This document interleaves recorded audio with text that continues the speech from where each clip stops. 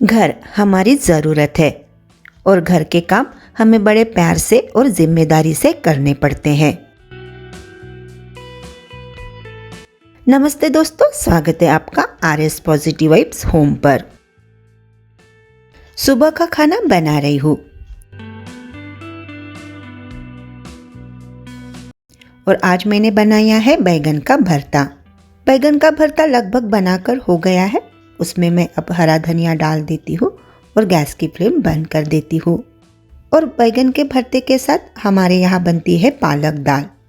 प्याज, अदरक लहसुन की पेस्ट, धनिया पाउडर, जीरा पाउडर, हल्दी, लाल मिर्च का पाउडर यहाँ मैंने डाला हुआ है। थोड़ी सी मूंगफली भी मैंने डाली हुई है।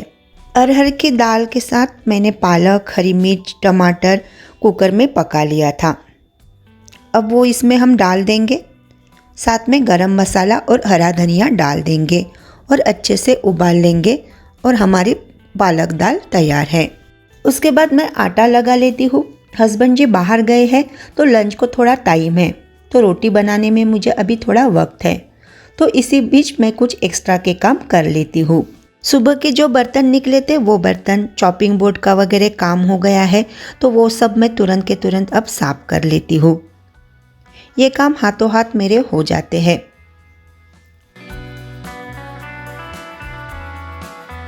बहुत दिनों से मैंने ये गमले लाए थे, आज करूँगी कल करूँगी करते करते रह ही जाते हैं। आज मेरे पास थोड़ा वक्त है तो इन गमलों में पौधे लगा लेती हूँ। इन्हें छेद नहीं है तो पहले छेद कर लेती हूँ। स्क्रू ड्राइवर को गर्म करके इसी से मैं सारे गमलों में छेद कर लूँगी। मैंने डिसाइड किया है कि हर महीने कम से कम 2 गमले तो भी तैयार करने हैं। अब देखते हैं, वक्त के हिसाब से भी चलना पड़ता है। अब घर के सारे काम, एक्स्ट्रा के कुछ काम, इससे हमें थकावट तो होती है और जब ज़्यादा थकावट होती है तो हमें चिड़चिड़ापन होने लगता है। कोई भी काम करने से पहले हमें अपनी स्ट्रेंथ भी देखनी होती है कि हम ये काम आसानी से कर सकते हैं या नहीं। अगर आपको तकलीफ होती है, मेंटली या फिजिकली स्ट्रेस होता है, तो हमें अपने काम करने के लिए किसी की हेल्प ज़रूर लेनी चाहिए।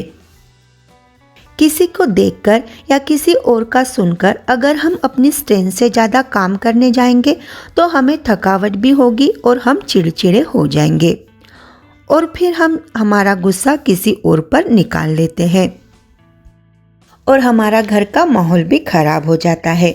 इसलिए अपने कैपेबिलिटी के हिसाब से ही काम करना चाहिए। मैं अपनी बात कहूँ तो मैं अपने घर के सारे काम खुद ही करती हूँ। सुबह के काम मैं लगातार करती हूँ, एक के बाद दूसरा काम अपने स्केड्यूल के हिसाब से मैं करती हूँ, तो काम वक्त पर और आसानी से हो जाते हैं। अगर हम कोई एक काम कर रहे हैं तो उसके साथ साथ हम दूसरा पैरेलल काम भी कर सकते हैं। जैसे कि आप हमेशा देखते हैं कि मैं किचन में काम करते करते दूसरा काम भी साथ साथ में करती हूँ। जैसे अगर सब्जी पक रही है तो बीच के वक्त में मैं सिंक में अगर बर्तन है तो वो बर्तन मैं साफ कर लेती हूँ। इस तरह से मैं अपने सुबह के काम वक्त पर निपटा देती हूँ। दोपहर का वक्त मुझे फिर एक्स्ट्रा काम करने के लिए मिल जाता है। जैसे कुछ एक्स्ट्रा की क्लीनिंग करनी हो, मुझे अपनी वीडियो की एडिटिंग भी दोपहर में करनी होती है, वो मैं कर लेती हूँ। कपड़े फोल्ड करना हो, कपड़े आयरन करना हो, ये काम मेरे दोपहर में हो जाते हैं। कुछ काम मुझे बैठे बैठे ही करने होते हैं, उसी वक्त में मेरा आराम भी हो जाता है। अगर हमें आगे बढ़ना है तो हमें शिकायत करनी छोड़नी पड़ेगी। जो हो गया उसे पीछे छोड़कर प्रेजेंट में हमें क्या करना है उस पर हमें फोकस करना चाहिए।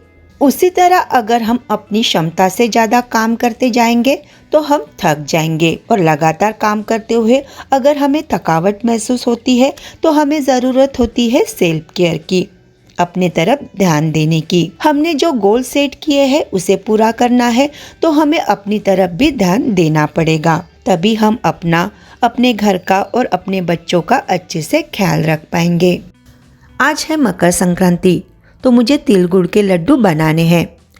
तो मैंने लिए हैं यहाँ पर 200 ग्राम तिल।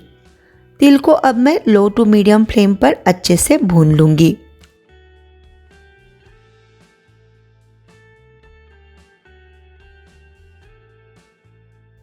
तिल अब अच्छे से भून चुके हैं, अब इसे हम निकाल लेते हैं।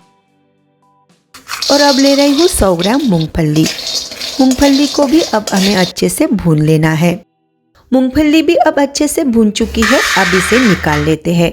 अब तिल और मूंगफली को हमें अच्छे से ठंडे होने देना है। मूंगफली ठंडे होने के बाद मैंने इसके छिलके उतार दिए हैं।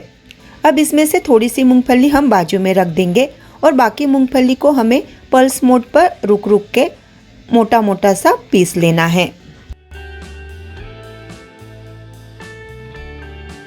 अब मूंगफली को परात में निकाल लेते हैं। तिल को भी पहले हमें दरदरा सा ही पीस लेना है। मूंगफली और तिल को मैंने परात में निकाल लिया है। अब हम लेंगे 150 ग्राम गुड़। गुड़ को मैंने चाकू से बारीक बारीक काट लिया है। अब मूंगफली और तिल में गुड़ को अच्छे से मिला लेंगे। 3 हरी इलायची का पाउडर ले लेंगे और अब गुड़ के साथ मूंगफली और तिल को फिर एक बार मिक्सर में चला लेंगे।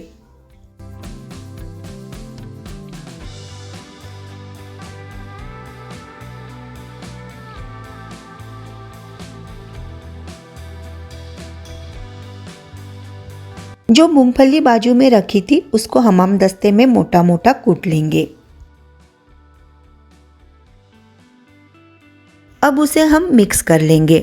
अगर आपको लड्डू में तिल का क्रंच चाहिए तो 2 से 3 टेबलस्पून भुनी हुई तिल इसमें मिक्स कर ले।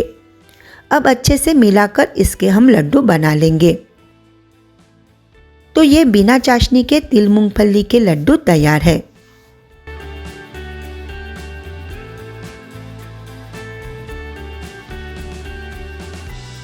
ये इतने सॉफ्ट बनते हैं कि इसे तोड़ने के बाद भी दोबारा इसका लड्डू हम आसानी से बांध सकते हैं।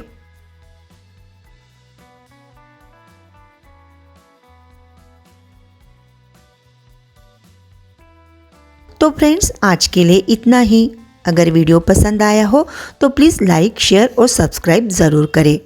फिर मिलेंगे। Thank you.